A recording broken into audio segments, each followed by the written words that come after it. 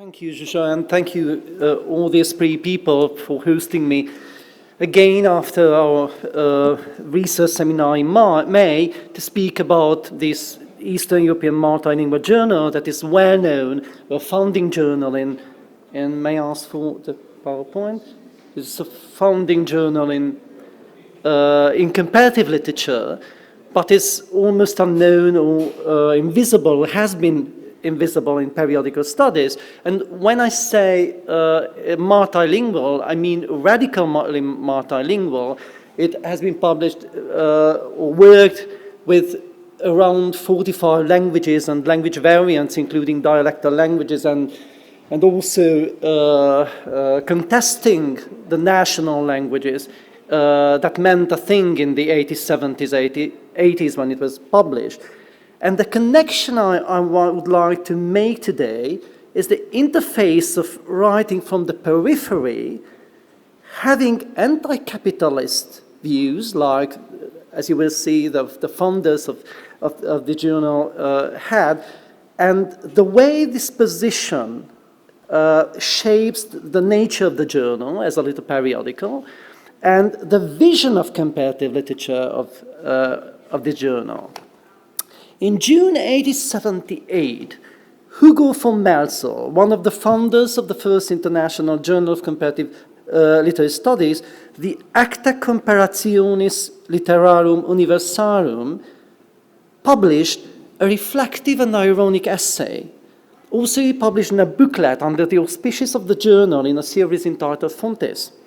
The series was an appendix to the journal and was intended to highlight some of the major ideas on comparative literature taken over from the Acta Comparationis Universarum, a social return to terminalpok, särskilt för förgleitande litteratur. Don't expect me to tell you all the titles because it's functioned or worked under quite many titles. This essay was entitled La réforme littéraire en Europe. It was one of the few essays ever written in French by Melzer, and was meant to be a serious matter directed both towards the francophone audience of the Acta Comparationis and those interested in the 1878 Exposition Universelle from Paris. La réforme littéraire was a harsh commentary on the way the organizers of the First International Literary Congress and the emblematic figure, Victor Hugo, chose to represent, discuss and showcase world literature on the occasion of the largest global economic, social and cultural event of the year. Melzer was disappointed by the Congress's main themes. He was unnerved by the international guarantee of authors' rights through the creation of a global copyright convention, despite the safeguarding of the social situation of the writers. So here's somebody coming from the periphery who cannot make to Paris, editing a peripheral or seemingly peripheral literary journal on global literature, and seeing that the first international congress or literary congress in Paris on the occasion of the international exhibition is actually speaking about globalization, but in another way he's used to speak, or he wishes his colleagues should speak. As an ardent supporter of transnational literary communication, he expected the first such global literary event to be somehow different from the hosting exhibition. But he already been satisfied with the international exhibition themselves too. It seemed to him that their original educational and progressive ideas had been corrupted and had become a spectacular form of global capitalism. So you have somehow a harsh criticism on not only on the Paris Exposition Universelle, but also on the way this type of display capitalism or consumerist type of capitalism might affect global or emerging global literature, or the emerging network of national literatures. I quote him: "In all our meetings reigns the principle of mercantilism. The goddess of beauty and the muses are absent. Did you see the Vienna exhibition of 1873, the glaciers of cotton, the caves of platoons of thread, or the colossal Spanish a bust of red wax representing the portrait of our emperor and king, or the Italian statuette of crying child, always surrounded by a crowd of adults. These are our modern beauties, and these bizarre and even abominable little things, of which there were thousands at the Vienna exhibition, seem to us to be very characteristic to our modern culture. As for the exhibition of new ideas, improving trends in the field of literature, should you not notice the same characteristics? Scientific literary congresses are less rich in oddities, mediocrities, and trivialities, but they cross the line into mere utilitarianism. But one of Meltzer's main arguments, as you can see, was directed against print media, turned into mass media. And as he stated in roundly negative terms, the literary form in Europe, which is dealt with by the first great international literary congress, has nothing to reform, apart from this pecuniary situation of the writers. And on the other hand, he was actually right, because the first literary congress chose as a theme the idea of copyright or international copyright, due to the pressure of Victor Hugo, Turgenev, and other very successful writers who saw, let's say, Eastern European literatures as being thieves and not paying for for these successful Western European writers. But Meltzer went on to explain, and to quote him again: the sole purpose of the idea of all types of literature, whether in books or journalism, can only be an ideal goal. That is the idea of the true in sciences and humanities, and the idea of the beautiful in the arts. But in our time, a periodical literature has developed that is unexpectedly huge. The number of European daily newspapers is so large that it affects their quality, and they became involved in a struggle for life. Hinkili lacrimi. Almost everyone has forgotten the periodicals' noble and ideal purpose of yesteryear. Goods and money have become our sole little goals, and it is this confusion of means with the ideal goals that is characteristic of the tripartite program of the Congress. Real journalism does not have to be a profession, as it usually, in our days, one can write even on the small affairs, on the most ordinary and daily things, suspicia eternitatis. This is how the great masters of European literatures wrote: a Montaigne, a Voltaire, a Lichtenberg, a Musel, a Chamfort, a Lessing, a Petuffi, tell and drive the truth even at the risk of one's life, end of quote. So Meltzer's alternative narrative about the perils of mass media for independent journalism was, of course, part of an appeal to the revival of an early idea of the elite journalism that would appreciate and rely on literature and the arts. This idea was represented by the multilingual Acta Comparationis Litterarum Universarum itself. It was a journal supported mainly from the founder's personal finances, both because it was too highbrow for the mass market, but also as a matter of principle. Bosche and Meltzer thought of the journal as a global literary medium that would go beyond pecuniary, political, ethnic, national, and linguistic barriers, and their ideal of comparative literature as research unbounded by frontiers was defined against the recirculation of popular and populist ideas and the contents of modern politics and modern mass media. In his essay, Meltzer goes even further and labels this type of homogenized popular culture as anti-culture, quote him. When reading the various dailies and even journals of Europe, one is shocked to find the same trivial stories, the same evils, so it's, of course, an attack on serialization, the same jokes, even word for word. This is a particularly modern anti-culture.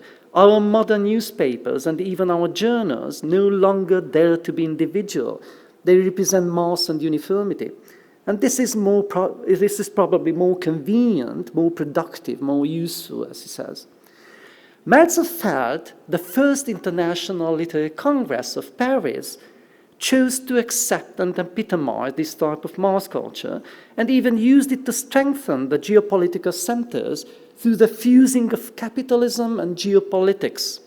That is why he demanded that comparative literature return to a decentered vision of the world that would not obscure literary communication with the power of capital and geopolitics.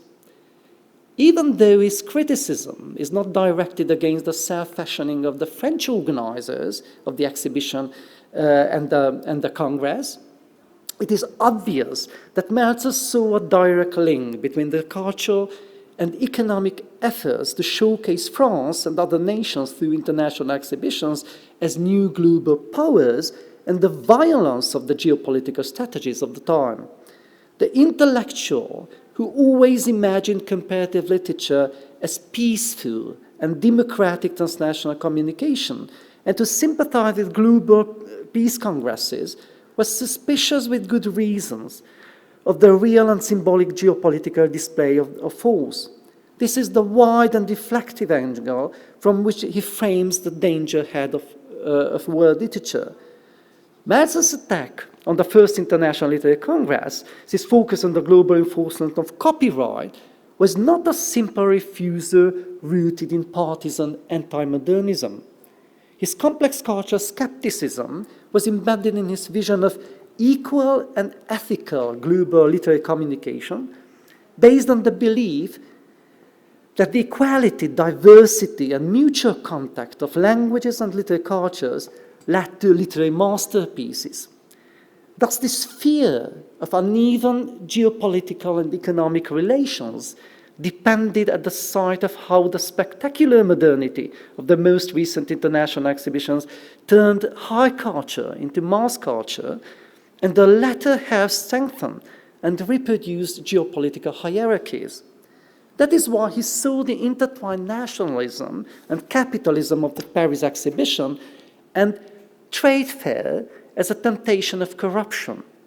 For him, the real aim and stake of the First International Literary Congress should have been, I quote him, the reform of the intellectual and moral state of the writers, that is the stopping or the seizing of seriality, of capitalism or consumerist literary culture.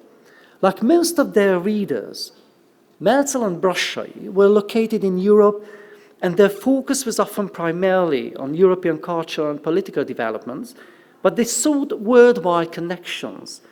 And their editorial board had members from 18 countries, including not only the predictable countries of Hungary, Germany, England, France, and Italy, but also Australia, Brazil, Egypt, Iceland, India, Japan, Poland, Portugal, Sweden, Switzerland, Turkey, and of course the United States.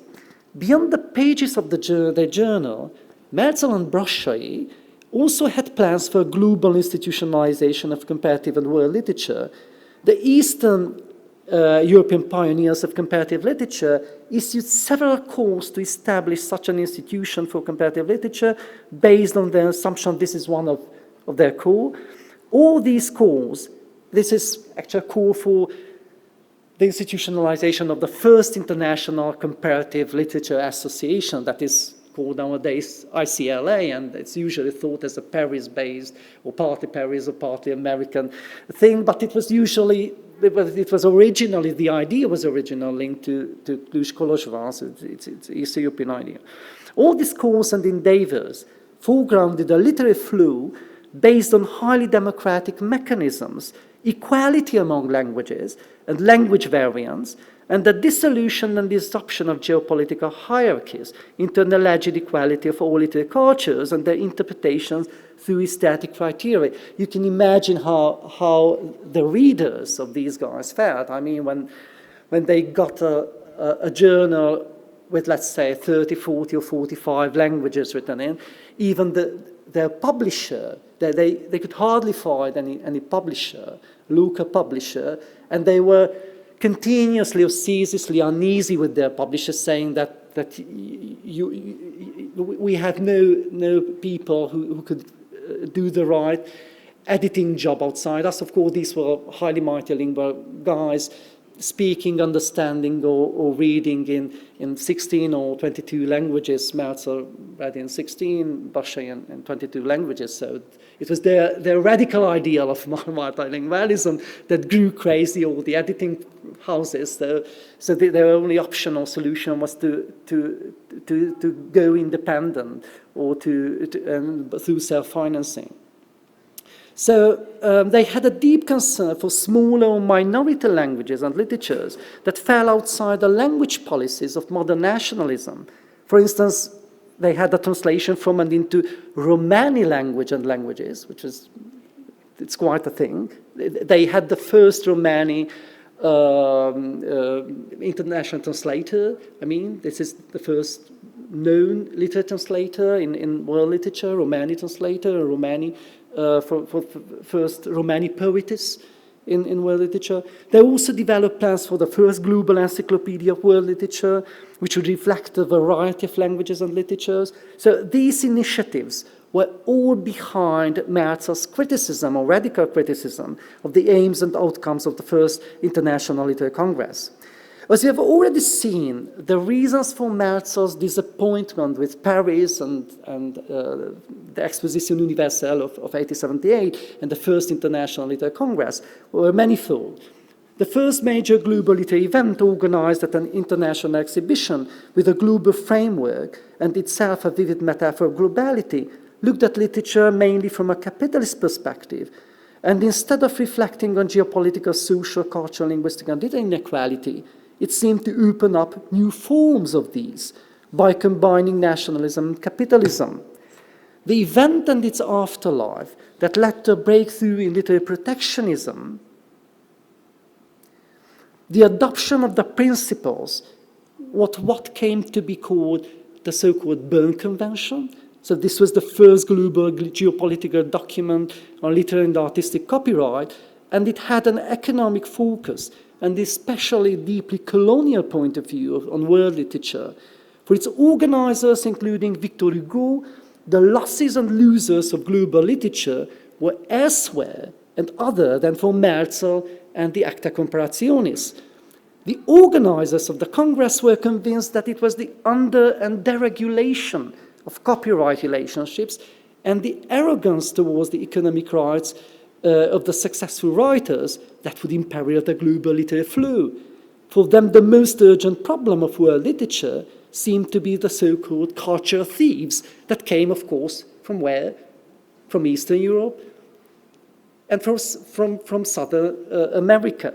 So the economic losses of the most visible writers and editors and as entrepreneurs, and the infringement of the various forms of global literary capitalism, and thus the protection of the economic potential of the national literatures. The history of the international copyright conventions that sprang from the Paris Congress can be described both as the viral global spread of copyright logic and as the simultaneous global fear of its inequalities. Therefore, it is characterized by the systematic refusals of many, many states to sign such a document, and this is a footnote to the former discussion. The Bern Convention that was drafted during these first international literary congresses was finally signed in 1886 by only 10 states, including Belgium, France, Germany, Haiti, Liberia, Italy, Spain, Switzerland, Tunisia, and the United Kingdom, while many, many other states, all the other states actually, including United States, of course, Austria and Hungary, chose to remain skeptical and wait or to resolve these issues through bilateral negotiations. So what Merzel clearly saw was that the first literary congress exposed a kind of exhibitionary complex, as Bennett used to say, or term, of the emerging modern world literary system. We should not be surprised that this new powerful and attractive global frame that combined cosmopolitanism, nationalism, and capitalism also seemed the natural frame for the literature and the arts. And the World's Fairs of Exposition Universelle grew out of a late 18th century French model that saw the public musealization of innovative goods and arts as a form of economic protectionism and early economic nationalism. Literature was not inherently part of these early expositions or of the later international affairs proper, but art was constantly present at all these occasions, from the Crystal Palace to the 1876 Centennial Exhibition in Philadelphia or the emblematic Paris Exposition of 1900. And the idea of the International Exhibition as a showcase for national industries and arts generated viral replicas and soon became a powerful conceptual frame, even in the most faraway parts of the globe. But for Meltzer, both the frame and the vision of the Congress was too mercantile and nationalistic. His idea of world literature was based not only on skepticism towards literary capitalism, but he also viewed the rise of literary comparison as a kind of counterculture, the critique of utility, materialism, and mass culture, a chance to create a fair mode of globalization. And the fierce debates on how to implement copyright clearly showed that literary copyright was so cemented in national literature that what seemed universal were only the ideas of protection of literary values and the lucrative potential of literature. The idea of universal literary markets standing behind world literature was full of practical, legal, administrative, geopolitical, and market inequalities. And while international literary stars like Victor Hugo or Turgenev and the organizers of these congresses saw an extraordinary opportunity to involve literature in a global fair of commodities, Meltzer and the Acta Comparationis viewed world literature as public goods that should be available freely and not bound by economic pressure of mass production and consumption. And this vision, and this is my final note, was not only theoretical for them. I mean, it was not only theoretical for the Acta Comparationis. This journal was one of the first international modernist literary periodicals with limited distribution, overtly non-commercial, independent, and a perfect frame for aesthetic and scholarly experiments. Their idea of comparative literature was another type of showcase, with an agenda of equality and fairness among languages and literature, from which not only the authors, but as they said, the whole humanity was to benefit. It would be easy to label Meltzer's little-known essay as the grumbling of an Eastern European, an outsider and a loser of the new market economy of world literature, hallmarked by the intertwining of the 1878 Paris Exposition Universelle and the First International Literary Congress. Yet what I proposed is an attentive approach that reveals that this conflict and criticism actually opens up the multiple modernities at the heart of emerging modern world literature, captured with a reflective eye by one of the first professional scholars of comparative literature, that should be brought into discussion not only within the field of comparative literature, but also in the field of European periodical studies. Thank you very much.